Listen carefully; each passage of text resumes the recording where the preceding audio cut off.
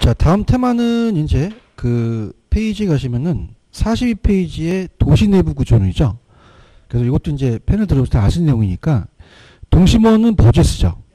중심지에 가까울수록 중전 저고통이잖아요. 중심원 보시고 옆에 점이가 이제 여러 혼재되어 있기 때문에 공장과 환경이 안 좋아요. 저도 고속도 공장지대 있고 중전 저고통스러워요. 자, 그러면 안쪽으로 갈수록 환경이 안 좋으니까 중심지 가까울수록 범죄, 빈곤, 질병은 많아지겠죠. 저소득층일수록 고용계가 많은 도시인가 적성이 양호한 지역에 입지하려고 하고요. 이 선자가 이 부채 선자예요. 그래서 부채꼴이라는 게 나옵니다. 자, 따라서 부채 들고 호잇. 그 호이트는 무조건 부채 나와야 돼요. 그래서 교통축에 따라서 부채꼴에 확대되고, 그래서 고급주택일수록 교통축에 멀리 있어요, 가까이 입지해요. 소득갈로 관련되죠. 그래서 가까이 입지하니까 우리가, 자, 얘는 이제 중급은 고급 인근에 입지하죠. 하급은 경공업 인접에, 고급은 이제 반대 입지하죠. 다핵심은 해리술만은 2명 나왔죠. 그러니까 다핵이에요. 여러 핵이죠, 복수에. 그래서 도심과 부도심 구성되면 현대도시와 대도시. 동종은 모여야 되죠. 그죠? 그래서 우리가 상호 편익을 주는 소매업종은 뭉쳐야 됩니다. 그 다음에 이종은, 자, 공장과 주택은 서로 충돌이 되잖아요. 분산하죠. 그래서, 자, 따라서 2분 똥집. 그분이 똥집이 세죠. 그죠? 그 동종은 집적, 이종이, 자, 이 분산이죠. 비양림은 서로 존재할 수 없다는 거죠. 특정 위치나 시설의 필요성이 또 물이 필요한 공장은 물 근처, 투성비가 중요한 공장은 또 우리가 도로 근처에 있겠죠. 지대지마다 따라 다르다. 넘겨보세요. 33번 스타트.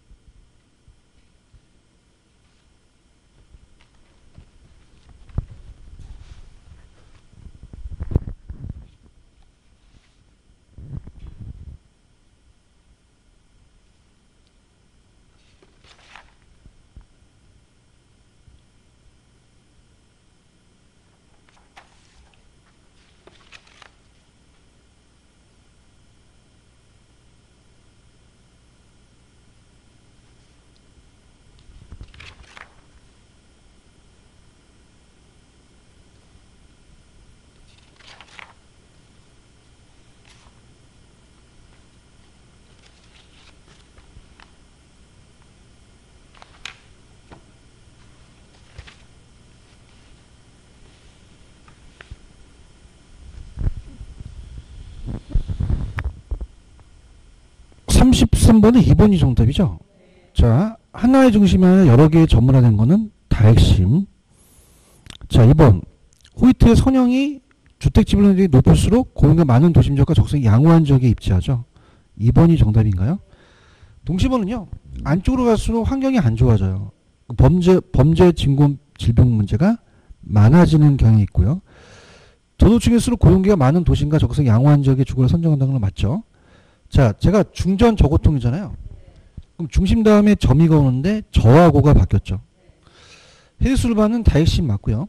자, 유사활동은 분산해야 됩니까? 집적입니까? 이질이 입지적 비양입이죠. 정답은 몇 번? 2번이 정답이죠. 자, 입지로는 계산 문제가 떠요. 그래서 얘는 아예 제가 찍어 드릴게요. 넘기시면은 36번에 컨버스 있나요? 얘가 뜹니다. 그래. 그죠? 그래서 저번에 제가 모의고사에 컨버스를 냈잖아요. 근데 이건 이제 컨버스를 그때 그 간평 문제가 아니라 새로 만든 문제예요. 그래서 요거 이제 컨버스가 나온다. 이렇게 보시면 됩니다. 그 네일리 컨버스 화포 중에서 제일 유력한 게 누구다? 컨버스야. 컨버스. 자, 그럼 다른 것들은 그냥 43페이지로 가시면은, 자, 밑줄만 치는 걸로 갈게요. 계산 문제 위주로 좀 해드릴게요. 가시게 되면, 자, 상권에 대한 이론은 크리스탈러의 중심지죠. 얘는 소비자의 분포 거시적입니다. 자, 원형이 좋아요? 정육각형이 나요? 다수의 중심지가 낮죠. 재화의 도달거리가 최소의 고치보다 커야 되고요. 고차일수록 간격이 더 멀죠. 규모가 더 크고 대형마트일수록 다양한 중심지 기능을 갖고, 자, 저차에서 고차로 갈수록, 동사무에서 시청으로 갈수록 중심지 수는 줄어들죠. 분포도 줄어들고요. 그다음에 허프는 확률이에요. 확률 나오면 히읗 들어가면 누구 찍어요? 허프. 소매지역이고 소비자 행동 개선 미시적으로 봤고요. 가장 가까운 거 선택하죠. 그럼 적당한 거리에 고차가 있으면 인근의 저차를 지나칠 가능성이 크죠. 고밀도 시가지에서 소비자의 기호나 소득관계를 참작해서 선택된 상품, 전문품을 판매하고요. 자, 이 확률이라는 건 이제 세 개가 나올 수도 있고, 내일 일은 중요한 거는, 자, 인구의 어떻게 되죠? 비례. 거래 제국의 반비례. 상권의 분기점은 어느 쪽에? 작은 도시에 가깝습니다. 그걸 재학자가 컨버스죠. 분기점의 모형을 만들어 놓고요. 그다음 넬슨이 그냥 체크하세요. 작년에 처음 나왔거든요.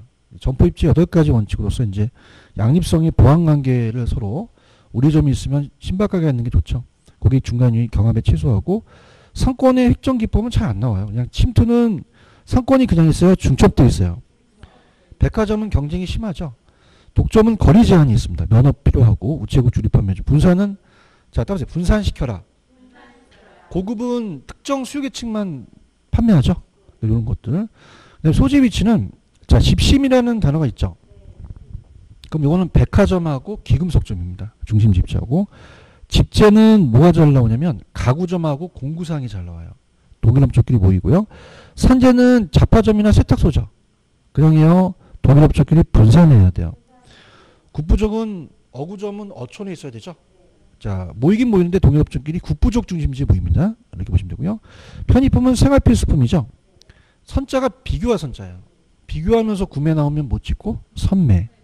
그래서 가구가 집집마다 다르니까 비표준화되어 있고 전문품은 구매를 위한 노력을 아끼지 않는다는 얘기죠. 이해하셨죠? 그다음에 34번 스타트 가장 옳은 거.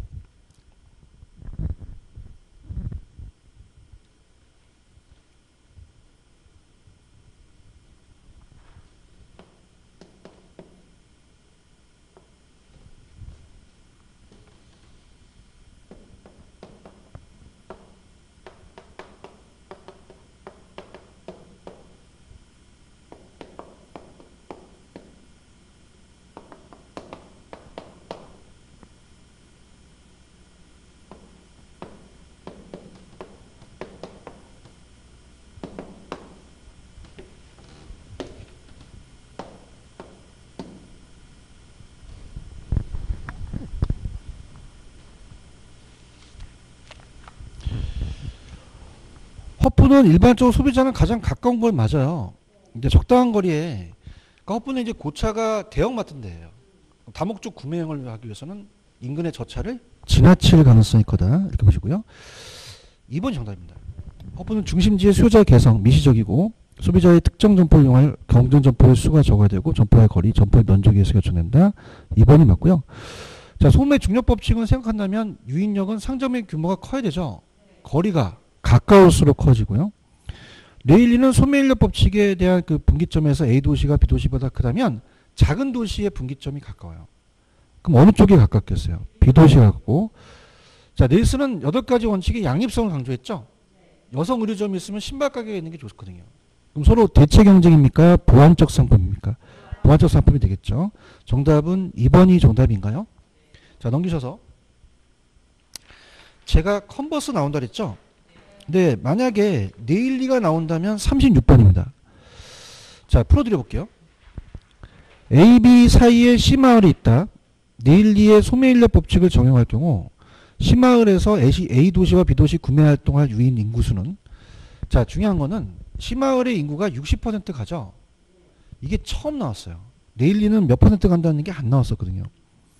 그럼 2만 명에서 60%는 12,000명 간다는 겁니다. 그러면 다 더해도 다 12,000명이거든요. 그럼 자, 여기 들어보세요. 인구에 비례하죠. A가 10만 명이고 B가 30만 명은 따라서 1대3. 자, 따라서 거리는 바꿔라. 제곱을 해서 곱하죠. 근데 장땡인 게 그냥이야. 거리가 같아. 1대1이라는 거잖아요. 그죠? 그럼 곱하면 1대3이죠. 그러면 B가 3배로 된 거는 1번밖에 없어요. 3, 3은 9. 1번이 정답이 되는 거죠. 체크하셨습니까? 자, 그럼 36번은 제가 이렇게 볼게요. 밑에 해설대로 가야 돼요? 야매로 가야 돼요? 자, 이렇게 해볼게요. 자, 전체가 32kg죠? A가 얼마죠? 9,000이죠. B가 얼마예요? 그러면은 일로 쏠려 있겠죠? 그런가요? 그러면 여기가 반을 넘어요. 전체가 32kg죠? 그러면 16을 넘어서 찍으셔야 돼요. 그러면은 24 아니면 28이 된다는 거죠. 맞나요? 그래서 자 볼게요. 자 해보세요. 자 따라해보세요. 작은 쪽을 1로 잡는다.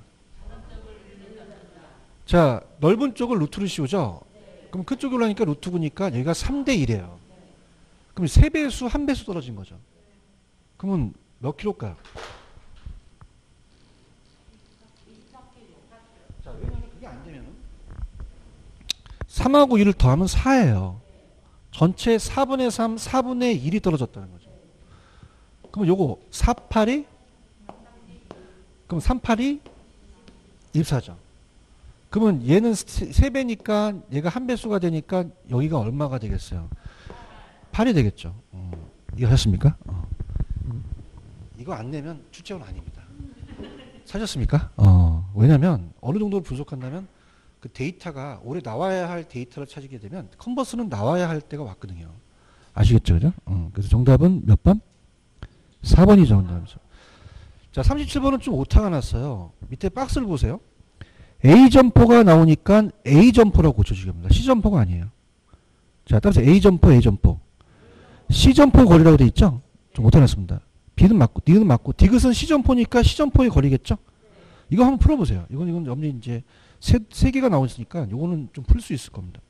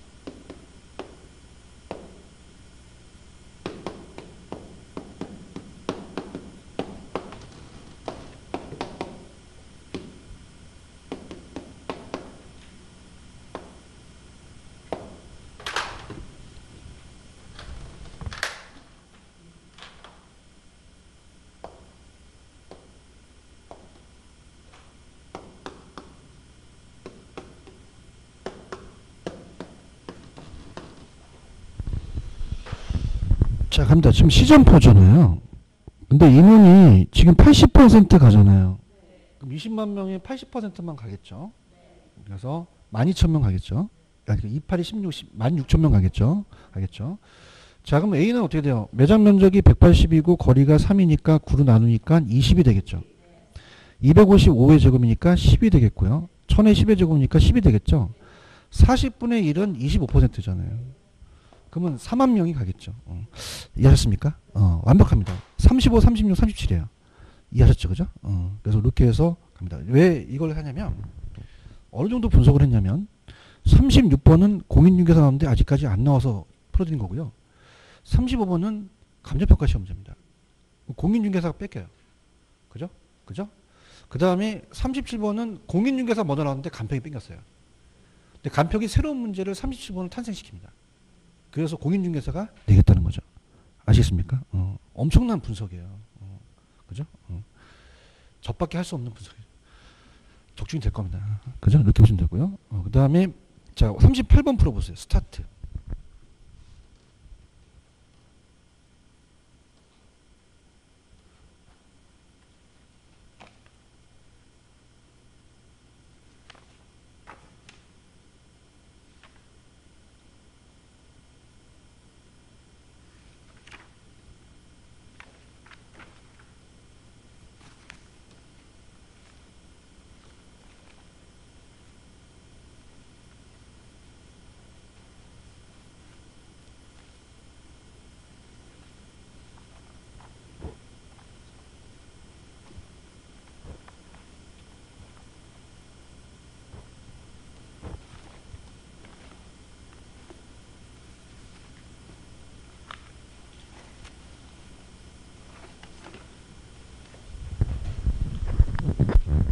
38번은 3번은 맞아요. 3번이죠. 편의품은 일상 생활 필수품이죠. 가까이 있어야 돼. 거기 늘 통행하는 길목 상점이 있고요. 자, 1번에 가시면은 백화점하고 귀금속 있죠. 이건 집, 심이 맞고요. 세탁소하고 잡화점은 산재성이고요. 4번하고 5번은 바꿨습니다. 선매는 비교하면서 구매, 전문품은 구매 노력과 비용을 크게 구애받지 않는다. 3번이 정답인가요? 이거고요. 그 다음에 작년에 어렵다고 그랬죠, 개론이. 그래서 이 자식들이 레시라는 학자를 냈어요. 찾았습니까? 그러니까 레시는 그냥요, 시호 들어가요. 그래서 수요 이론이에요. 수요가 적어야 돼요? 많아야 이윤을 많이 해서 시장 확대 가능성이 낮죠? 근데 시험 문제는 배분 나옵니다. 배분은 그냥요, 비용이에요. 수송비를 제가 강조했죠? 수송비와 임금은 낮아야 되고 직접 이익은 커야 되죠. 수송비는 무게와 거리를 비교하죠. 근데 제일 잘 나오는 게 원료 지향과 시장 지향이에요. 원료 지향은 뭐가 무거워요? 원료. 그죠? 그럼 원료가 무거우니까 중량이 감소하죠. 감원 외우시라 그랬죠? 원료가 부피하기 쉽고 국지, 그 지역만 나는 겁니다. 원료 지수가 뭐보다 커요? 1보다 크죠? 왜냐하면 원료가 올라가기 때문에 윗대가리가 크죠? 근데 입지 중량은 2로 비교합니다. 2보다 크고요. 시장은 뭐가 더 커요? 제품, 중량이 증가, 증시라고 암기하시라 했죠. 완제품이 부패죠? 부패는 물과 공기고 원료 지수와 입지 중량이 2보다 작고요. 원료 지수는 1보다 작고요. 중간 지향은 중간이에요.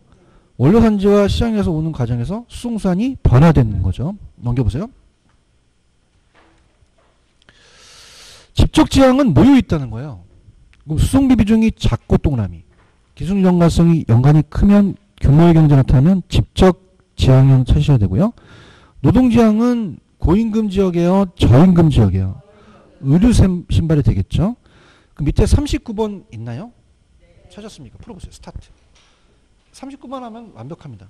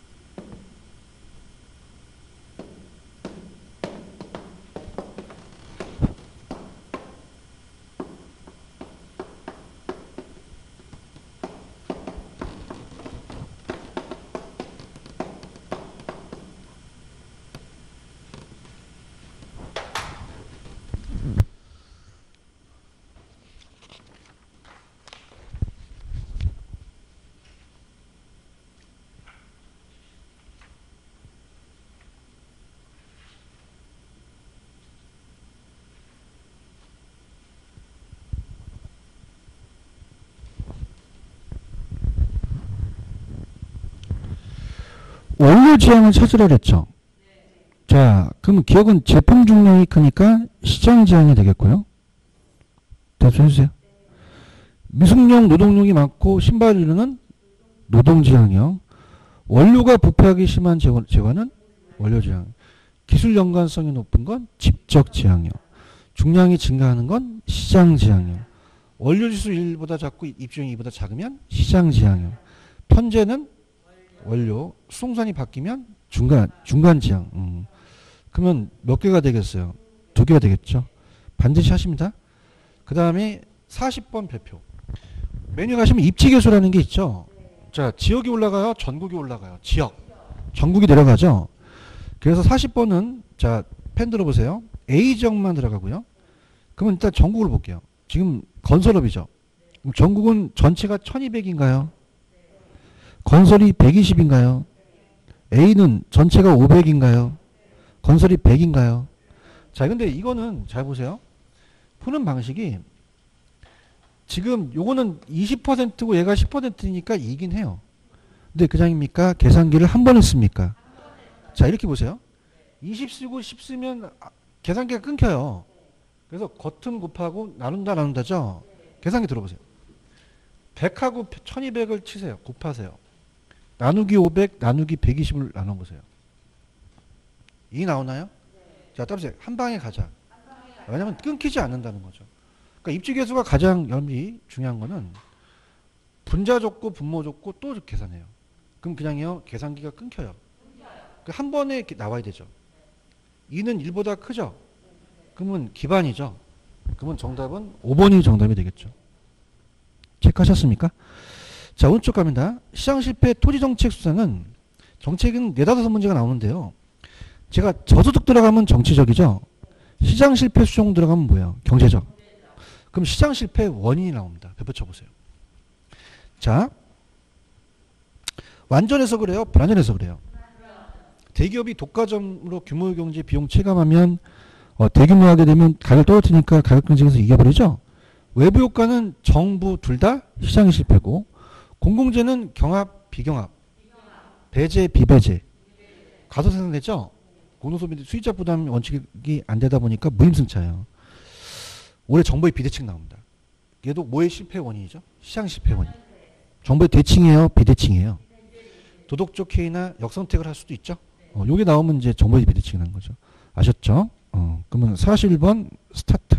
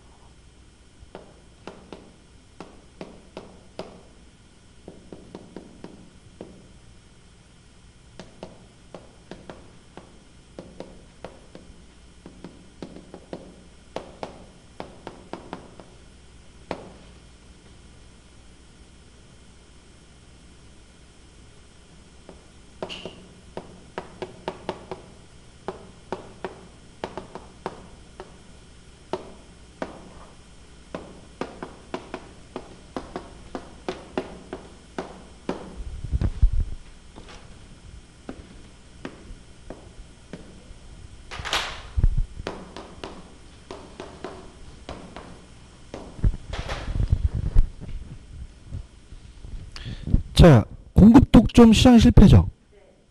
경제제 때문에 그래요? 공공재 때문에 그래요? 경제제는 빼줘야 돼요. 무임사 들어가고요. 정의법가 들어가죠. 역선택 도덕적 해이 들어갑니다. 들어가고 규모 경제. 경쟁이 심한 완전 경쟁이 아니라 불완전 경쟁이죠. 4개가 되겠죠. 그 다음에 3번을 가보세요. 토지정책 수단에 자 따보세요. 이직한. 자, 토지정책이 정부의 시장 개입의 근거입니까? 수단입니까? 수단이죠. 토지이용 규제는 어떤 게 제일 대표적이었어요? 지역지구제하고 TDR이죠. TDR 안에 우리나라에 시행되고 있지는 않지만 지역지구제도 TDR 다 토지이용 규제에 들어가요. 토지구획규제, 건축규제, 인허가, 토지이용 계획이고 도시계획. 직접 개입은 적극적이죠. 공용개발, 공공에 들어가면 다 직접입니다. 토지은행도 공공토지비축제잖아요.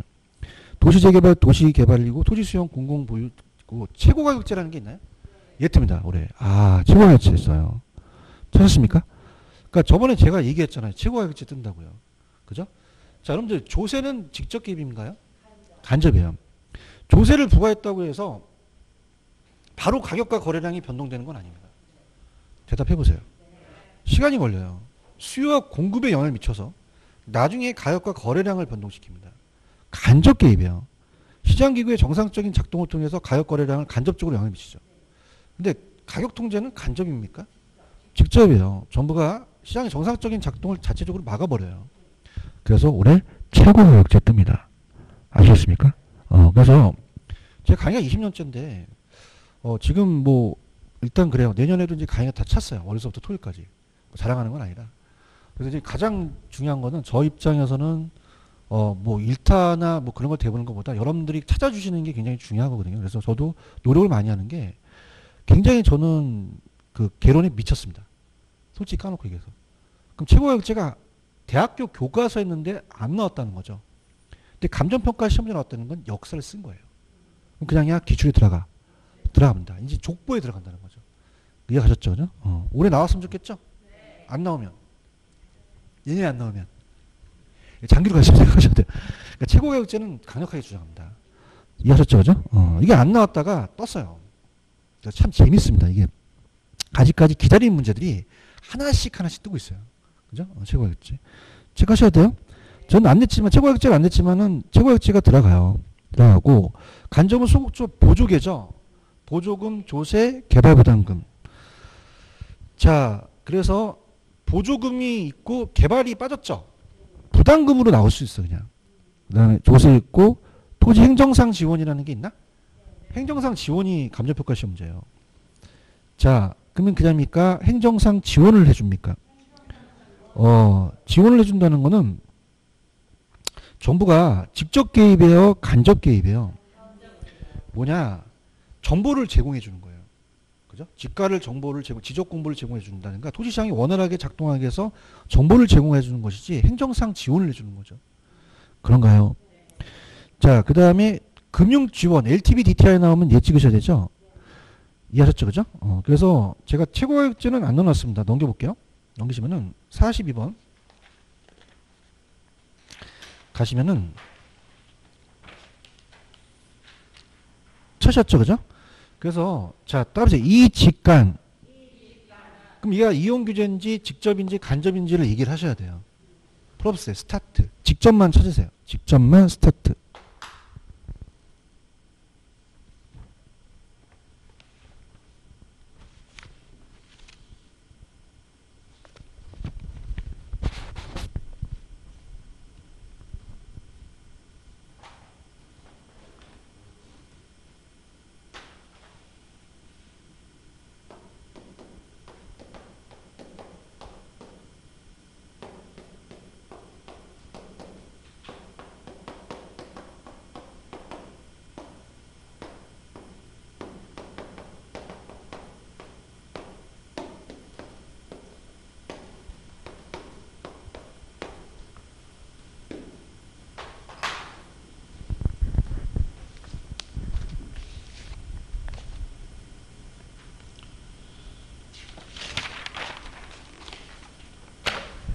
여러분들은 이직간을 얘기하세요. 지역지구제는 이직간 중에 뭐예요? 공용개발, 직, 조세, 토지 수용, 토지은행, 보조금, 부담금, 공공소유, 도시재개발, 행정상 지원, 그러니까 TDR. 입니다 이거. 현관표 칠하세요. TDR은 2예요. 근데 여론만 틀리시는 게 아닙니다. TDR은 간접으로 알고 계세요. 그러니까 TDR이 개발권 양도제도는 지역지구제를 해결하는 거거든요. 토지 이용 규제 들어갑니다. 체크하셔야 돼요. LTV와 DTI는 간이 되겠죠. 그럼 지금 5개인가요? 자, 전 페이지 갑니다. 자, 이따 토지은행이 나올 거예요. 나오지만은 토지은행제도라는 게 있죠. 자, 그럼 토지은행제도 우리나라 실시 안 되고 있어요? 되고 있어요. LH공사에서 하죠. 그러면 미리 비쌀 때, 쌀 때 정부가 저렴한 가격으로 미개발 토지를 대량 구입하죠. 민간에 팔거나 대여하거든요. 토지개발 수요자한테 분양을 합니다. 그래서 예전에 나왔던 거는 자, 이건 개발지예요? 미개발지예요? 토지 수용은 팔겠다는 의사 없이도 수용해버리죠. 그럼 사적에 대한 침해를 좀 강한 게 약하겠죠. 그죠? 그럼 그대로 갈게요. 펜 들어보세요. 자, 얘는 그냥입니까? 토지를 매입합니까? 보유하고 비축하죠. 개발 매각 임대합니다. 그럼 장점은 또 계획적인 이용을 할 수 있고 개발이익을 환수해요. 개발이익 환수하기 위해서 들어왔어요. 우리나라가. 그러면 자, 매입 지역을 값싸게 매입했죠. 근데 단점은 그냥입니까? 매입비가 들어갑니까? 관리 문제가 생겨요. 빈민들이 무허가 주택을 지을 수 있습니다. 그러면 그냥 관리를 잘해야 돼요. 자, 땅값이 올라가죠. 매입 지역이에요? 주변 지역이에요? 주변 지역이 되게 발생하죠. 근데 얘와 공용개발을 바꿔내요. 얘와 공용개발이 바꿔낸다고요. 근데 거의 비슷해요. 근데 틀린 거는 얘는 그냥입니까? 수용입니까? 아까는 보유 비축이잖아요. 알아들어야 되는데. 다른 점이 있다는 말이에요. 맞습니까? 그냥이야 매입한 건 똑같아. 근데 수용한 건 다르죠. 얘는 수용이란 말이에요. 그러니까 수용해버리니까 강제적인 개인 침해가 굉장히 강하죠. 맞나요? 자, 그냥 얘는 그냥입니까? 얘네가 택지 개발을 합니까? 그 다음 매각 임대하죠? 다음에 계획적인 이용하고 환수하는 건 똑같아요. 그 다음에 값싸게 매입을 했죠. 근데 매입비가 들어가죠. 근데 중요한 거는 민원이 발생해요. 보통 보상할 때 자 실거래를 해요, 공시지가를 해줘요. 그럼 민원이 발생하는 건 공용개발이 되겠죠. 맞습니까? 자 그러면 그냥이야 틀린 게 나와. 자 토지은행은 수용이야 보유 비축이야. 자 토지은행은 어떤 단점이 생겨? 관리. 수용은요 민원이 발생하죠. 알아들어야 되는데. 알아들었어요? 그러니까 토지은행하고 공용개발은 거의 비슷해요. 근데 그거 굿시만 틀리다는 거죠. 아시겠습니까? 넘길게요. 자 43번입니다. 스타트.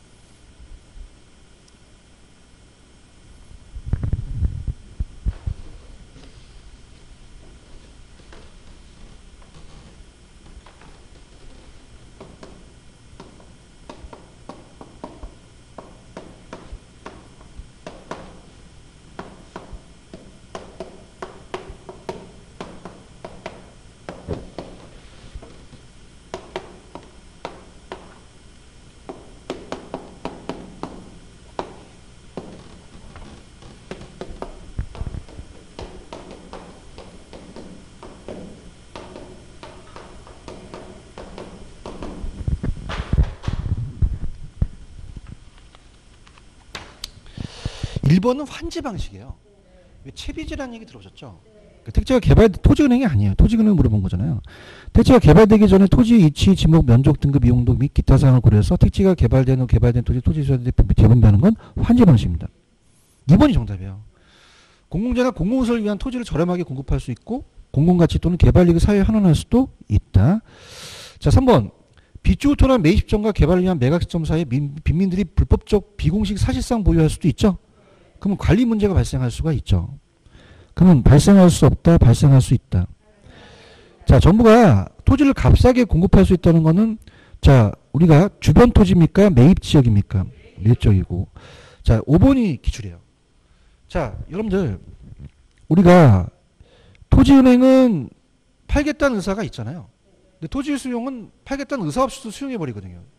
그럼 토지 수용보다 사적 권리 침해하는 정도가 작죠. 2번이 정답인가요? 그 다음에 자, 정과 부 별표 쳐보세요. 아, 이게 외부 효과가 잘 나옵니다. 지역지구제는 잘 안 나오기 때문에 제가 그냥 밑에다 해놨는데, 자, 외부 효과는 딱 잡아떼야 돼요. 했다 그러면 했다 그래야 돼요? 안 했다 그래야 돼요?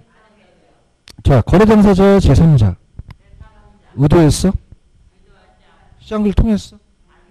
부동성 인접성이죠? 그 다음에 이익을 줬어? 안 줬어? 이익에 대한 대가를 안 줬죠? 손실에 대한 보상을 안 해줬다는 거죠.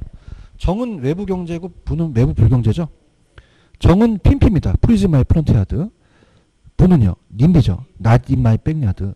요새 뭐가 나오냐면 정은 따라서 사회가 유리하다. 그러면 사적 비용이 커요. 사회적 편익이 더 커지는 거죠. 그러면 과도생산돼요. 규제를 완화시킵니다. 자, 주위에 공원이 들어섰어요. 그러면 주택 수요가 증가하죠. 그 곡선이 우측으로 움직입니다. 가격 상승 양도 증가한다는 거죠.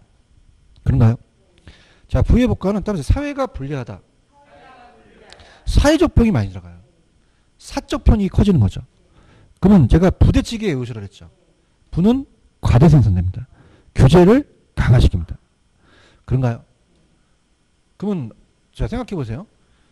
그러면 시멘트 공장이 폐수를 내놓으면서 환경오염부담을 부과시키면 시멘트 공급을 해요? 시멘트 공급을 안 해요? 그럼 시멘트 가격이 어떻게 될까요? 그러면 주택 가격도 올라갈 수 있어요. 주택 공급을 줄이니까.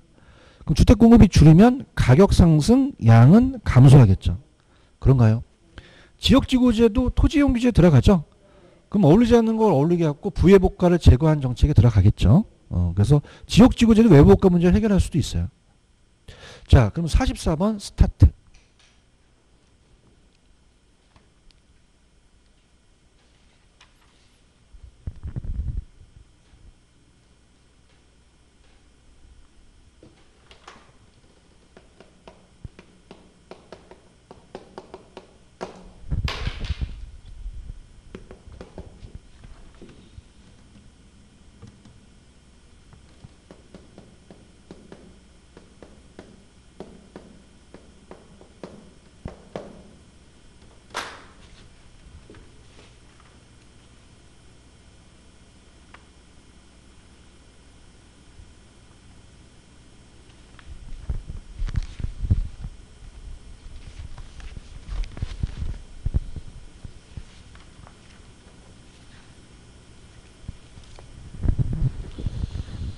제가 딱 잡았다고 그랬죠.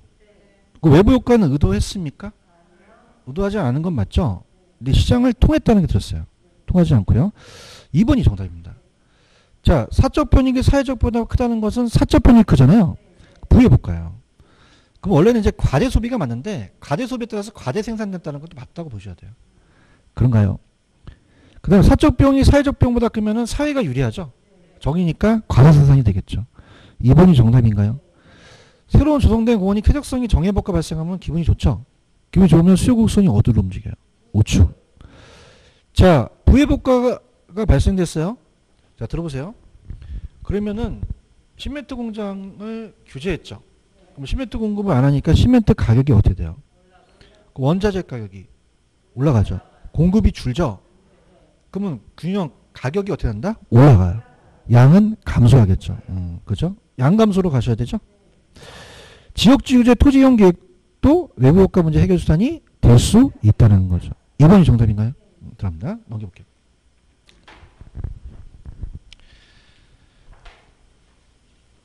테마 16 있죠? 100% 나옵니다. 안 나오면 이 자식 완전히 잡아 죽일 거예요. 왜냐면 이거는 나올 수밖에 없어요. 그래서 현재 우리나라에 시행 중인 거와 시행 중이지 않는 건데 제가 이렇게 했죠. 폐지된 초소라고 했죠. 초소는 이제 군대 초소인데 초소. 초가 토지 초과 이득세. 소가 택지 소유 상한제. TDR 안 들어가요. 근데 올해 이거 나옵니다. 종합부동산세죠. 종합토지세는 없어졌어요. 공환지세도 없어졌어요. 공환지세는 토지에 대한 집가상승 노리는 강남에다가 지방세가 있었거든요. 근데 세법에 공환지세 들어봤어? 듣긴 뭘 들어? 없잖아요. 폐지됐다는 얘기예요. 그래서 올해 종합토지세와 공환지세가 나옵니다. 찾았습니까? 그래서 얘도 족보에 이제 들어갑니다. 이제 계속적으로 나온 게 초소가 나왔었어요. 초가 토지 초과 이득세. 소가 이것만 주구장창 나온 거죠.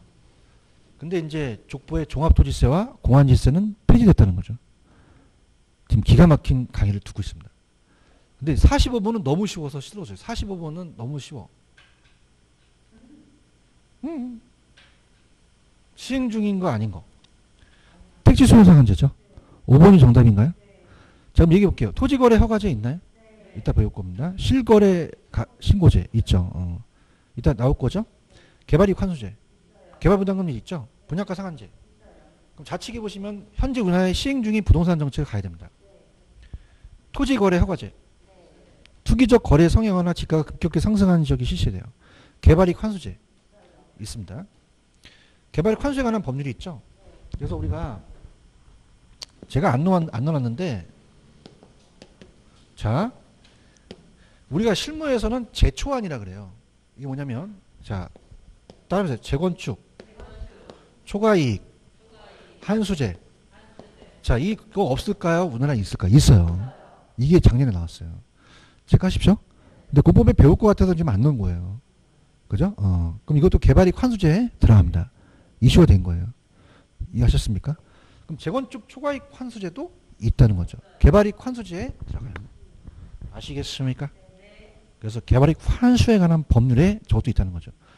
개발사업의 시행 토지이용 계획의 변경으로 인해서 발생하는 동산지가 상승을 초과하는 이익, 불로소득 환수, 토지 소유 사회 소유자한테 개발 부담금을 부과시키죠. 이해하셨죠? 그래서 얘네들이 굉장히 이슈화되어 있어요. 그죠? 이게 뭐냐면 이건 개인적인 생각이 아니라 나올 수밖에 없다는 거죠. 폐지된 게 있죠. 어떻게 폐지됐어요? 얘기해 보세요. 택지, 소유, 상한제, 또 토지 초과 이득세. 하셨습니까? 자, 그냥입니까? 자, 위헌 판결이 났습니까? 그래서 재건축 초과이익 환수제도 강남 애들이 지금 법원에 냈어요. 근데 법원이 받아들이지 않았습니다. 그래서 이 판결이 나서 이건 실시하게 된 거죠. 그래서 재건축 초과이익 환수제는 지금 아직 시행되고 있다는 얘기예요. 얘기 좀 해주세요. 이 두 가지 제도만 없어진 거예요. 맞나요? 공환지세도요. 없어졌어요. 종합토지세라고 합니까? 부동산세라고 합니까? 부동산세라고 하죠. 강력하게 주장해요. 이해하셨죠? 그죠? 그 다음에 개발이익 환수에 관한 법률에 있어서 개발이익이라는 게 뭐냐면 개발사업의 시행 토지용 계획의 변경으로 인해 발생하는 정상지가 상승분 초과이익을 개발이라 그래요. 그걸 불로소 환수해야겠죠. 그럼 토지 소유자한테 개발부담금을 부과시킵니다. 그럼 우리나라에 개발부담금 제도도 있겠죠. 토지 적성평가 있을까요? 자, 제가 담임선생이에요. 고3. 그럼 얘를 문과로 보낼지 이과로 보낼지 그냥입니까? 경합이 됩니까? 그러면 적성평가를 해야겠죠. 시험 문제 개발과 보존 경합 나오면 토지 적성평가 찍으셔야 돼요. 공법 문제가 나왔어요. 지구단위 계획은 도시군 계획 수립 대상 지역의 전부입니까? 일부에 대해서요. 일부. 이해하셨죠? 그죠? 일부에 대해서. 아시겠습니까? 또 낭만에 대하여 그러지 마시고 일부에 대하여 이렇게. 그리고 토지은행 있나요? 있어요. 두 가지예요. 공공사업의 경우가 시장 안정인데 공공토지 비축에 관한 법률에 비주토지 관리는 지자체에서 합니까? LH에서 합니까? 이게 나왔어요. 토지 선매 있나요? 토지 선매 나오면 강제 수용 찍어요? 협의 매수 찍어요? 100% 나옵니다. 다시 할게. 토지 선매 나오면 강제 수용이야? 협의 매수야? 무조건 토지 선매 나오면 수용이냐 협의 매수냐를 봐야 돼요. 근데 거의 수용으로 돼요. 그래서 토지거래 계약에 관한 허가 신청이 있는 경우 국가 등이 그 매수를 원하는 선매자한테 지정해서 그 토지를 협의 매수한다는 거죠. 이해 가셨죠? 그러면은 46번 한번 풀어봅니다. 넘겨보세요.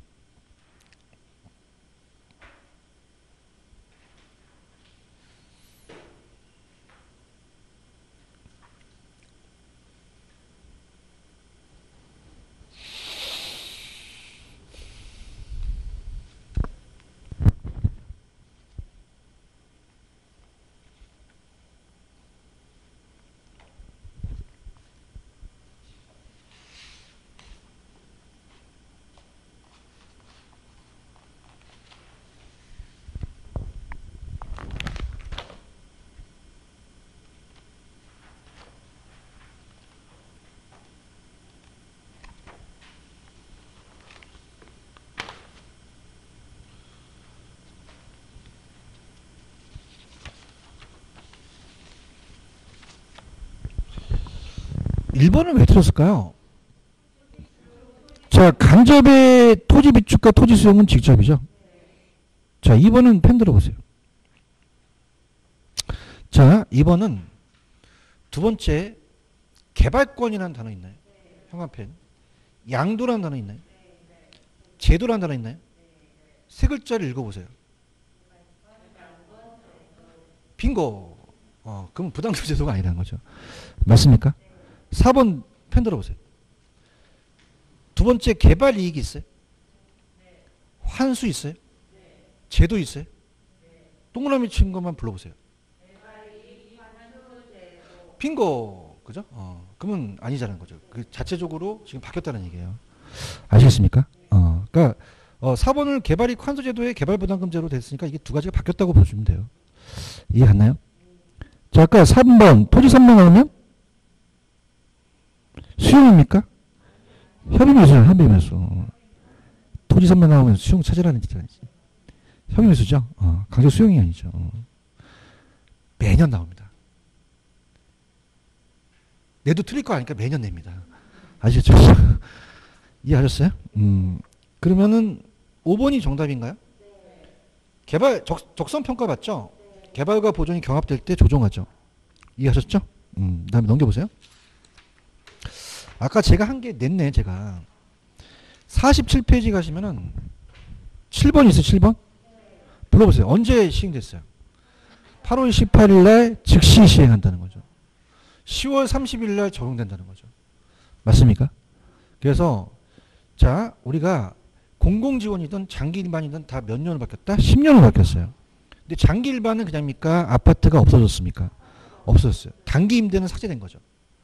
그래서 핵심 내용은 단기 민간 임대는 그냥 다 삭제됐다. 공공지원과 장기 일반은 의무기간이 얼마에서 얼마로?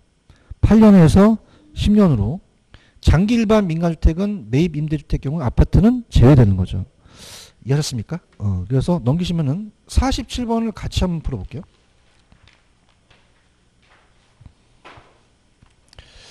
네. 47번 있어요? 자, 얘네들 이제 뭘 내냐면, 들어보세요. 옛날에 나온 게 이제 법에 좀 가격 공시에 관한 법률인데, 공시지가에 공시하는 주체가 있죠? 자, 국장은 누굴 줄임말이에요? 국토교통부 장관. 시군구 장관이요. 자, 그러면 개별 나오면 다 누가 해요? 나머지는요? 공동주택도 누가 하겠어요? 그렇죠. 여기서 1번에 두 번째 공동주택 있나요? 누가 공시하죠? 국장이 하잖아요, 국장. 가장. 들었지? 나 이제 그 가격 공시 및 감정평가에 관한 법률이 그냥 가격 공시에 관한 법률로 바뀌었거든요. 근데 큰 의미는 없어요. 그냥입니까? 시장군수구청장이 틀렸습니까? 국장이 공동주택 가격을 공시하죠. 맞습니까? 그럼 뒤에도 틀렸을 거 아니에요. 국장이 공시한 다음에 국장한테 의견을 들어야 돼요? 아니잖아요. 그러면 해설을 한번 보세요. 자, 국장이 결정 공시하죠? 국장의 의견을 들은 게 아니라 공동주택 소유자와 그 밖의 이해관계인의 의견을 듣겠죠. 그런가요? 자, 토지 선매 나오면 수용 나오면 됩니까? 협의매수 나와야 되죠. 그렇죠? 3번은 두 개가 다 틀렸어요. 여러분들, 자, 이게 재밌는 게요. 이게 옛날에 감정평가 시험 문제가 공인중개사도 나왔거든요. 그러니까 여러분이 지금 중개사 하잖아요. 옛날에는요, 매매계약 체결한 후 잔금 지급일로부터 60일 내에 신고를 했었어요. 그죠? 근데 잔금 지급이 아니라 계약 체결일로 바뀝니다. 맞습니까? 근데 또 바뀌었어요. 60일이 아니라 30일로 바뀐 거죠. 그러면 두 가지를 고치셔야 돼요. 계약 체결일 30일 되는 거죠. 아시겠습니까? 노래 나온다고 했나? 안 나오면 출제 나쁜 놈이야. 알겠지, 그지? 선분양, 후분양 있어요? 자, 그럼 선분양은 팔고 줘요? 짓고 팔아요? 팔고 짓고. 후분양은요? 그러면 선분양은 그냥입니까? 돈이 들어오죠? 그럼 전체 공급이 다 늘어나요. 근데 후분양은 전도 건설회사에 있었지만 돈 잘 안 빌려줘요. 건설회사는 그냥입니까? 도급순위가 있습니까? 그래서 제가 이제 건설회사에 있었는데 계룡건설이라고 있어요. 그건 중견기업이거든요. 그죠? 도급순위가 있어요. 근데 보통 삼성 같은 건 1군이라 그래요. 그죠? 1군, 2군. 그럼 얘네들은 막 빌려줘요. 그럼 대형건사의 독점으로 갑니다. 그럼 공급이 나올까 안 나올까? 안 나와요. 공급이 줄어든다는 거죠. 아시겠습니까? 그럼 야매. 후분양 그냥이야 짝대기가 내려가. 공급이 줄어들어요. 얘는 그냥요 서 있어. 공급이 올라가요. 이런 틀면 죽여버려 그냥 아주. 여기서 공급이 감소하잖아. 어느 게 감소하는 거야? 어떻게 갔어?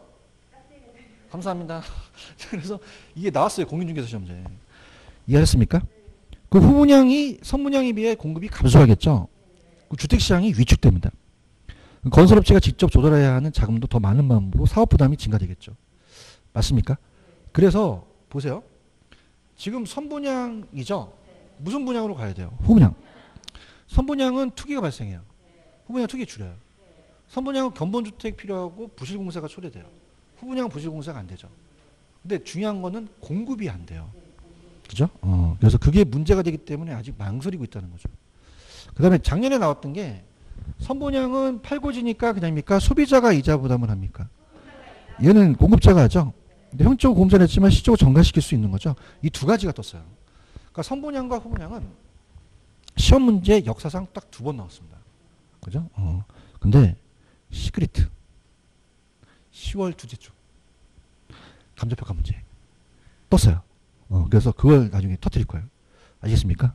꼭 마지막에 나오라는 건 아니에요. 좀 이렇게 듣고 싶으면 나오세요.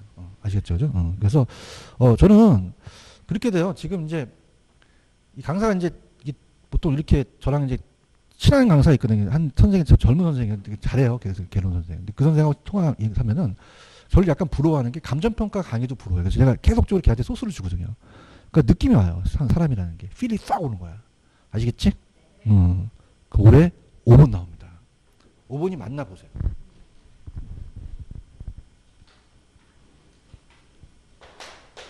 5번 안 내면 출제원이 아니야. 맞나요? 장기 일반 주택 몇 년이에요, 이제? 8년 하면 될까요? 안 돼요. 맞습니까? 자, 역사가 이렇습니다. 일로 보세요. 옛날에 10년이었어요. 근데 몇 년으로? 또 몇 년으로 갈까? 우리가 원래 그래요. 아시겠죠, 그죠? 굉장히 웃겨요. 그죠? 그래서 이게 굉장히 이슈화 된 겁니다. 맞습니까? 그 다음에 뭔 제외되죠? 아파트입니다. 그죠? 그래서 만약 시험제가 민간 임대주택에 아파트도 포함한다 그러면 안 됩니다. 제가 내면 그걸 낼 거예요. 아파트는 제외됩니다. 그죠? 그래서 그거 아시잖아요. 요즘 뭐 연극까지 투자를 해가지고 젊은 애들이 그냥이야 막 연립주택 사. 아파트에 안 몰리잖아요 지금. 왜? 이게 안 되니까. 다른 것들은 그냥입니까? 다 임대주택 할 수 있죠. 그러다 보니까 연끝 모아갖고 이제 아파트가 아니라 다른 데로 갈 수밖에 없는 거예요. 아시겠습니까? 몇 번이 나온다? 나오면 게시판에 올려. 알겠죠, 그죠?